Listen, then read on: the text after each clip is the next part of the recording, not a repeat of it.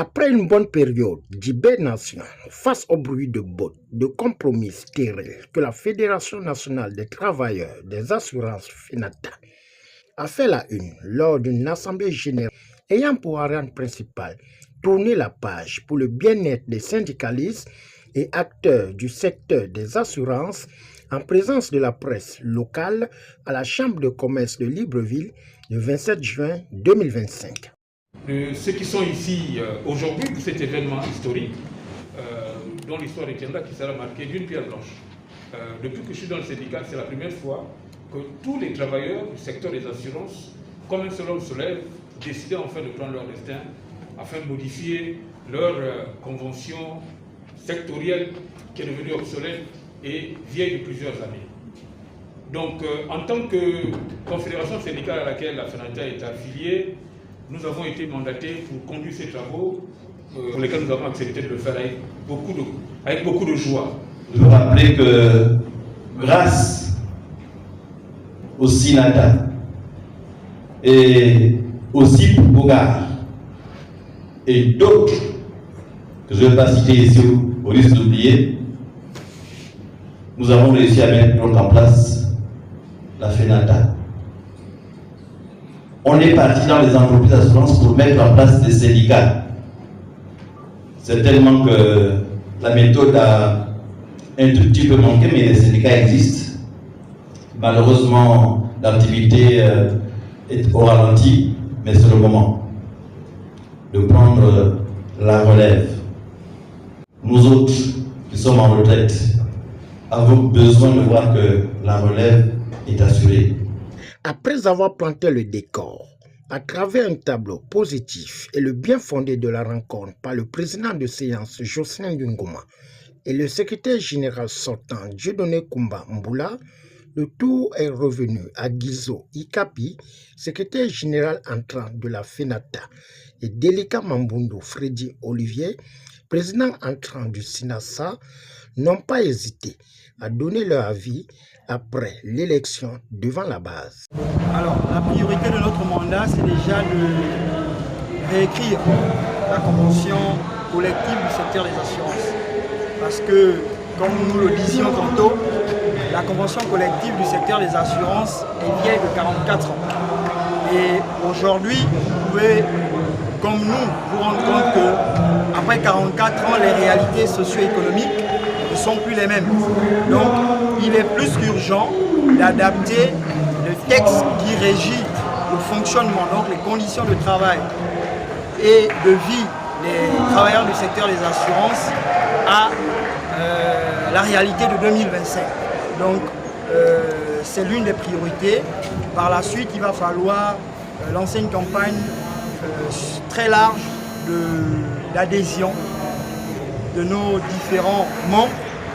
Par membre, vous avez les syndicats de base et également les personnes physiques qui sont les travailleurs de la corporation. Fraîchement élu président du CIP-AXA. Le CIP-AXA, c'est le syndicat du personnel au niveau de AXA Gabon. La première chose que nous devons faire dans ce domaine syndical, c'est un problème d'information. Vous savez, beaucoup de gens n'ont pas la connaissance de tout ce qui concerne les syndicats. On a l'impression que le syndicat ressemble à la guerre, il faut toujours casser. Non, on doit d'abord éduquer les collaborateurs sur toutes les notions qui concernent le syndicat. Nous avons le code du travail qu'il faudra maîtriser, vous avez le code social qu'il faudra maîtriser, et donc ça va être notre premier défi.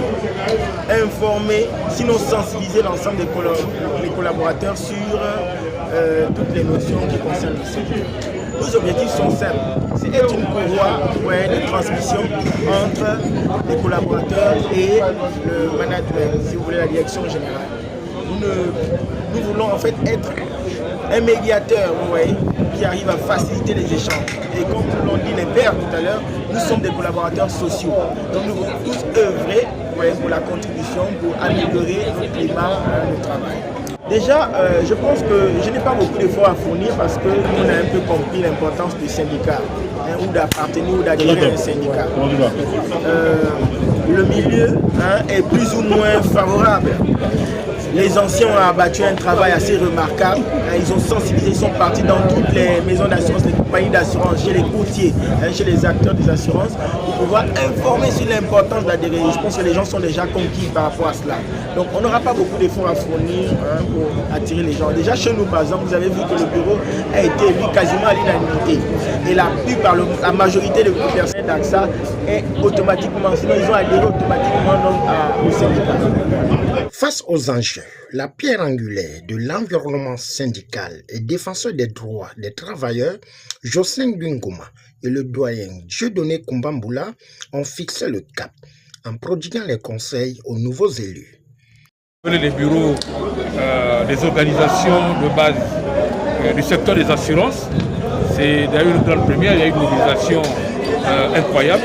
Plusieurs sociétés d'assurance ont fédéré. Donc on a installé le nouveau bureau de la Fédération nationale des travailleurs des assurances et également des bureaux des structures de base, notamment le bureau du syndicat de AXA. C'était principalement l'événement qui nous a réunis aujourd'hui.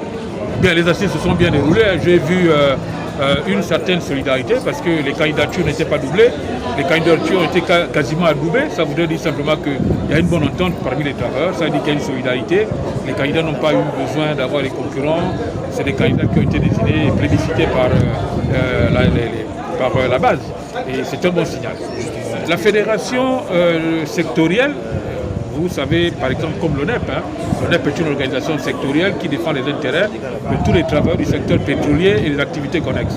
La FENATA également, c'est d'ailleurs l'unique fédération des travailleurs du secteur des assurances qui a en son sein la représentation de toutes les entreprises du secteur des assurances. Ça voudrait dire que les débats se passeront dorénavant sur le plan sectoriel avec cette fédération qui est représentative de tout le secteur des assurances. C'est ça, donc l'avantage, ils vont défendre dorénavant les intérêts de tous les travailleurs du secteur des assurances, y compris les métiers qu'on a comme les courtiers, tout ce qui se rapporte aux assurances. Je suis fier de ce que je viens de réaliser, que je viens de constater. Il y a des jeunes qui commencent à prendre la mesure parce que ceux qui nous suivent dans nos activités savent que nous sommes dans une nouvelle dynamique. Nous voulons nous écarter de l'école traditionnelle syndicale. Nous sommes dans une nouvelle école syndicale qui prône le dialogue social équilibré. C'est-à-dire que nous sommes pour la défense de l'outil de travail parce que nous l'avons en commun avec les employeurs. Il faudrait qu'ils le comprennent. C'est le message que je voulais d'ailleurs envoyer aux employeurs, que nous avons en commun l'outil de travail. Donc, quels que soient nos différends, nous avons tous les deux intérêt à ce que l'entreprise fonctionne. Si on l'a compris, ensuite on défend nos intérêts.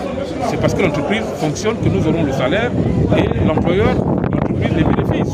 Tout en sachant que l'employeur lui-même, il est d'abord un salarié. Et donc il est obligé de nous soutenir parce que les augmentations que nous aurons, lui également, il va avoir les mêmes augmentations, mais à proportions différentes parce que son salaire est plus élevé que le nôtre. Et vous savez que les augmentations se font en termes de pourcentage.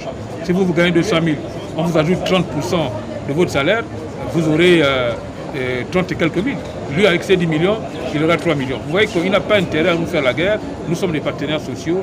Nous sommes obligés de vivre ensemble parce qu'il n'y a pas d'entreprise sans travailleurs. De la Fédération nationale des travailleurs des assurances, que j'ai eu le privilège de mettre en place grâce à deux syndicats de base, SIPGOGA et le SINATA. Et c'est reconnu par les autorités que notre FENATA a été reconnu officiellement grâce à ces deux syndicats.